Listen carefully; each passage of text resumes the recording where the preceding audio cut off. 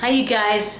Okay, today I want to honor the Pueblo Nation, which is, they are Native Americans. Most of them live in New Mexico, but you find them pretty much around the world now, or throughout the United States. But they like to stay close to home because they have wonderful, wonderful traditions, and they like to be near to those traditions. So anyway, in New Mexico there are 19 pueblos, and they are, the biggest is Santo Domingo. That's the one that we lived close to, and we also lived close to Cochiti Pueblo. And I'm just going to describe a little bit today about some of their customs, and I want to give a disclaimer out there. My friends who are part of the Pueblo people, if I say anything that is wrong, if I really want to honor you, so if anything comes out that's not correct, or I say it in any way dishonoring, please forgive me first of all, but then I do want to make a correction. So let me know. Okay, anyway, and I can't wait to get together with you all again. Okay, anyway, so when we first moved there, we knew nothing about the Pueblo Nation. And but we lived 7 miles away from one. We lived in between two, and we're about 7 miles on either side. Between Santo Domingo and Cochiti. And Santo Domingo is very, very, very, well, they're both traditional, but very traditional, which is they've kept close to all of the traditions that have been going on for centuries. I've said before that some of their homes are centuries old, and it's a privilege to be able to go into them.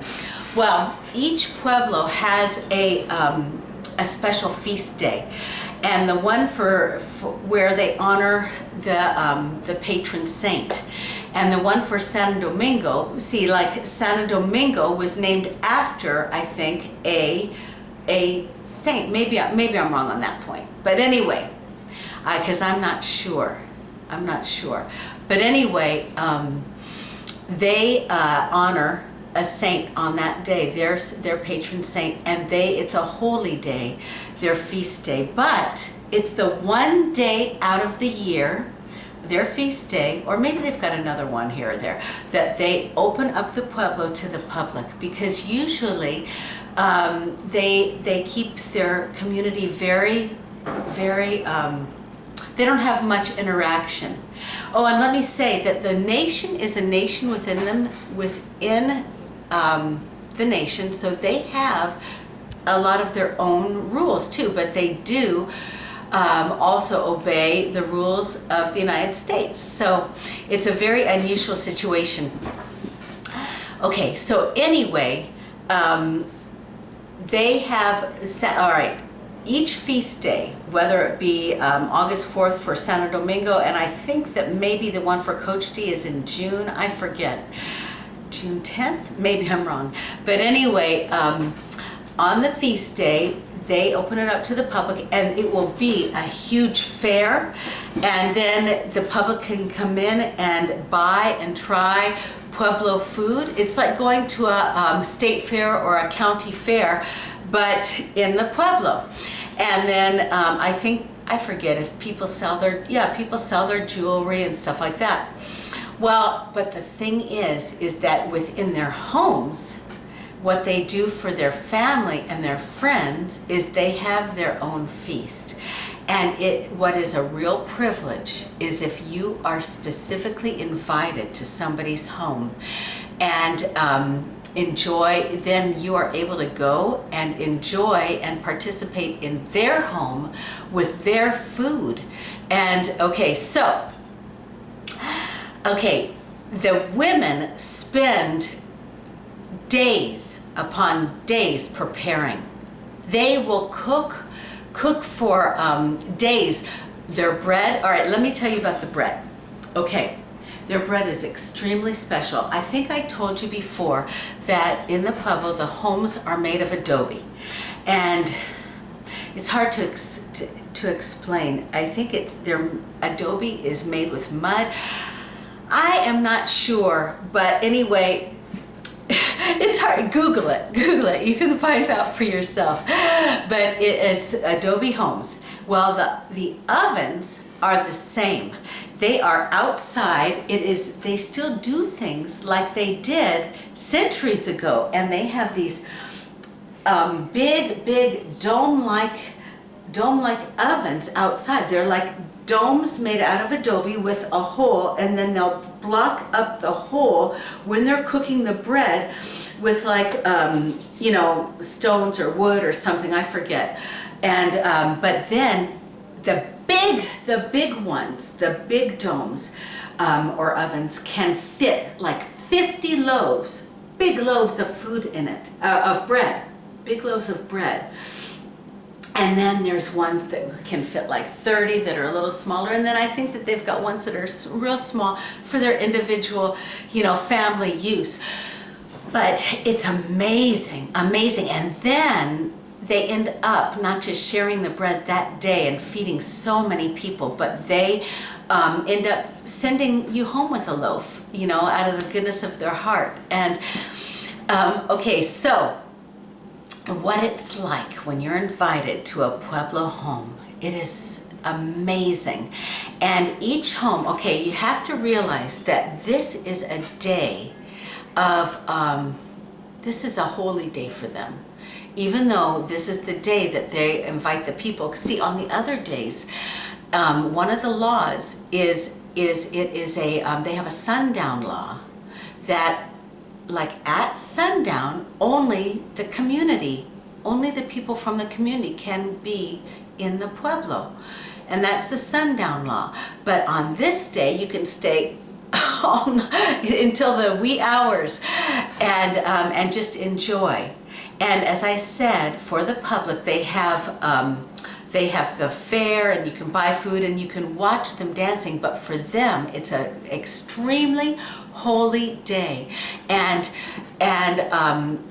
when they're dancing, they are dancing not just they're not dancing for show. They are dancing from their hearts. It is an act of worship. And so that's part of it. And so you see people dressed with their moccasins and with, they have different moccasins than what you think of different tribes. Their moccasins go up up to here because it's the cold weather.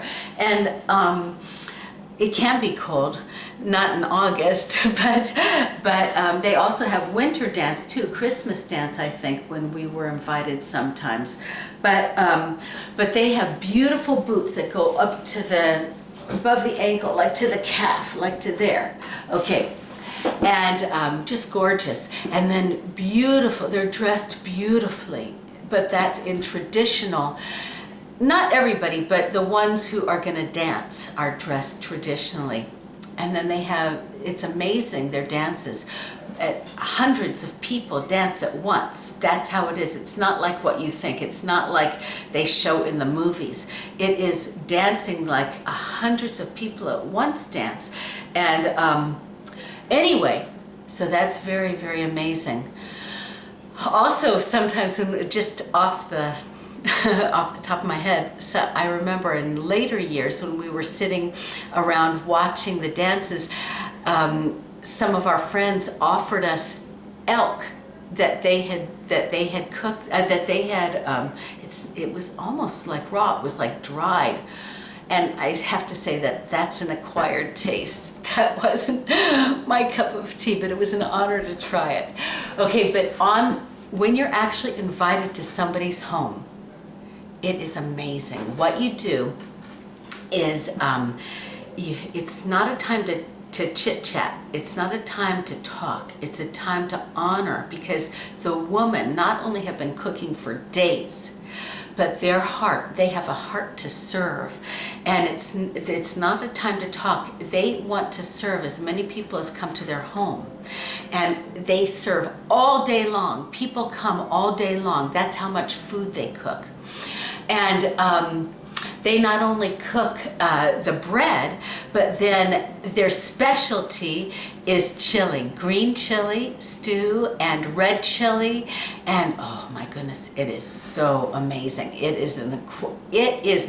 is not an acquired taste. Well, I guess some people are not used to the heat, but we became accustomed after living there 8 years of eating hot, spicy, not hot temperature food, and sometimes we crave it. Actually, we sent away for chili this year, and that was our Christmas dinner. We made New Mexican food, but these Native American wonderful Pueblo people, they specialize in this food, and it's different from what you eat in, like when you think of chili, a lot of you will think of Mexico. It's completely different from Mexico. New Mexico has its own taste.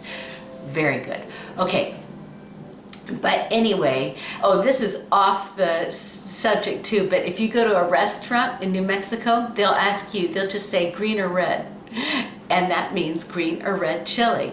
And then they'll say, sometimes you'll answer Christmas, that means both green and red. Okay, that's just off the subject. But anyway, so when you are invited, and our first year, we were invited to 9 homes. And we did not realize what it was going to be like, all the food involved. And at our first home, we ate because we were hungry and we didn't realize. And my goodness, then we had to guard ourselves for the other homes because there's so much food involved. It is so good. And they not only they'll make fried chicken, they'll have desserts, they'll have salads, they'll have so much. Okay, so you come into their home when you are specifically invited, and every home has an outer, like a living room with a lot of chairs that you come in and you sit in like you're waiting, like a waiting room. And then every home has these long tables in the dining room. I mean, long tables filled with food, and all day long. And the tables can seat a lot of people, but all day long, these tables will be filled. People will eat, and quietly, and as much as you want, and it's so good. And then they'll make space for somebody else, and somebody else will, and you sit and wait in the outer room until there's a space at the table and you're invited in. And so anyway, and then afterwards, you thank your hostess and host, and then you leave. And it is amazing. But anyway, we had no idea. Our bodies were not used to all the chili, right? And okay, what happened was all day long, chili, chili, chili. Well, okay, this is about our bodies. It has nothing to do with, this is not to dishonor. This is what happened to us this first time because we were not accustomed. And we had no idea that chili burns twice, in and out, if you get my drift. And we had no idea. And so we just were eating happily, eating happily, eating happily. Well, the next day, Jose, he gave me permission to tell this. And as I said, this is not to dishonor the food, because the food was amazing. It was just our bodies were not accustomed. The next day, Jose had to do an errand in a town that was about a half an hour away. And all of a sudden, it's like, this has happened to me regularly, but not much to Jose. All of a sudden, he had to go to the bathroom. And it was not, number one, it was not tinkle. And it just came over him in a second. And so he went to a McDonald's. And he was like, just when he went in. But guess what? There was one bathroom, and this old man shuffled in before Jose got in there. And this Jose later said that he has no idea what the old man was doing in there. But this old man, poor thing, he took his time, and Jose was outside just, he was almost cursing this man. Of course he didn't mean it, but all he could think of is, what is this sucker doing? And finally, when the old man shuffled out, it's like Jose wanted to almost push him out of the way and run in there. He was so upset. And then it just, explosion time. And my goodness, I have to say, his butt was almost raw, but from the burning twice. But anyway, our time with getting back to honoring, our time with our wonderful friends was one of the most important times of our lives, and they are treasures. Our experiences with them are treasures in our heart.